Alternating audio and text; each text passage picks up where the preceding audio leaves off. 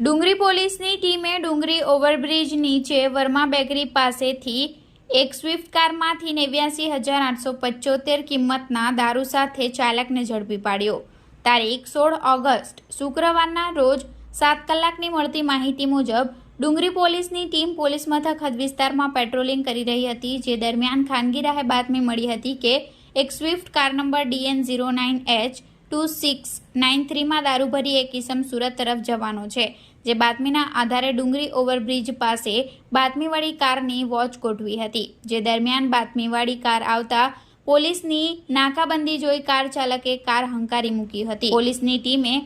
Bootlegger કારનો પીછો કરી ડુંગરી ઓવરબ્રિજ નીચે વર્મા બેકરી પાસે કાર ચાલકે પકડાઈ જવાની બીકમાં સ્ટીયરિંગ પરથી કાબુ ગુમાવતા અકસ્માત સર્જ્યો હતો, જેના કારણે કાર બંધ પડી જતા ચાલક તેમજ કારને કબજે લઈ મુદ્દામાલની ગણતરી કરતા દારૂની કિંમત 89,875, કારની કિંમત 3 લાખ, મોબાઈલની કિંમત 5,000 મળી કુલ 3,94,875 રૂપિયાનો મુદ્દામાલ કબજે લઈ ઇલેશ મંગુભાઈ પટેલ સામે ડુંગરી પોલીસ મથકે પ્રોહિબિશન અંગે ફરિયાદ દાખલ કરી હતી।